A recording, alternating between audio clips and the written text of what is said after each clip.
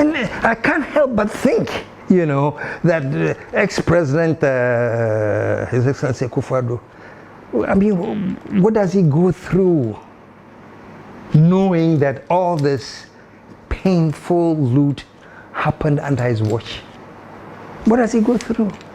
And I don't know what he goes through, but when I see the reaction of some members who are coming from that party, I can realize they think, oh, this is no big deal.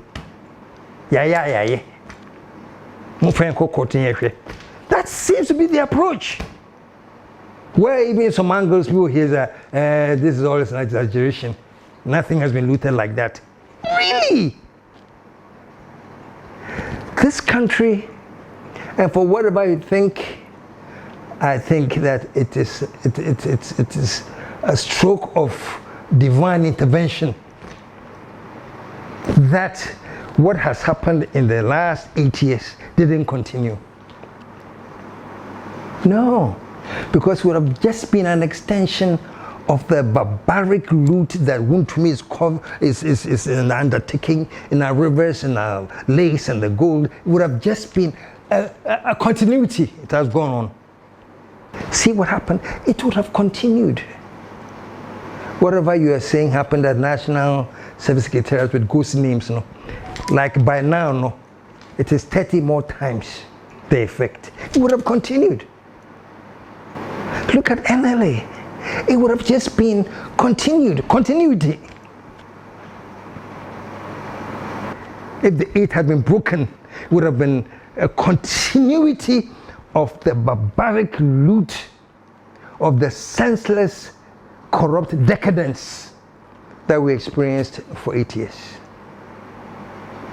All of a sudden, it was great to find this excuse. Oh, COVID. Whatever you say, oh, but it was the COVID. We're doing very, very well. It was the COVID. They all say it. Honorable, His Excellency, what was it? Honorable, and I said, well, former finance. Oh, it was the COVID that took us back and blah, blah, blah. It was the COVID. Folks, the NPP got more money under COVID in terms of aid and things in the excess of $2 million. That's even small. $2 million was just the Sputnik crisis, one crisis as of it. But everything was the COVID. Look at the stuff that was happening at the airports. This so-called whoever came from Nigeria to establish a COVID testing crap that just bleeded this country. And that's what the gentleman was talking about too. These are people who know. These are people who are educated.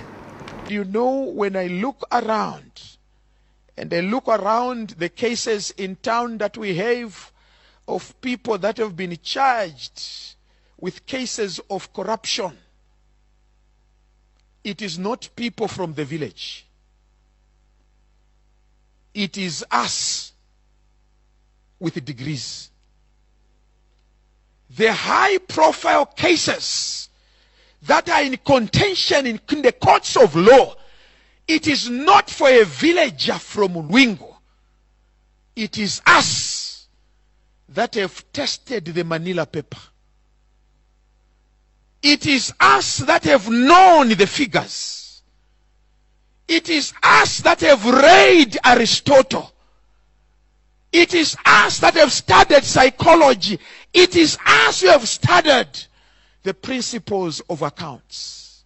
It is us. And I ask myself a question. If education is producing thieves, why then should we continue to educate them? If the country today is wrestling with the issue of corruption because of people that went to school, the question that begs an answer is, why should we continue to educate? Because it means the more we educate, the more thieves we produce.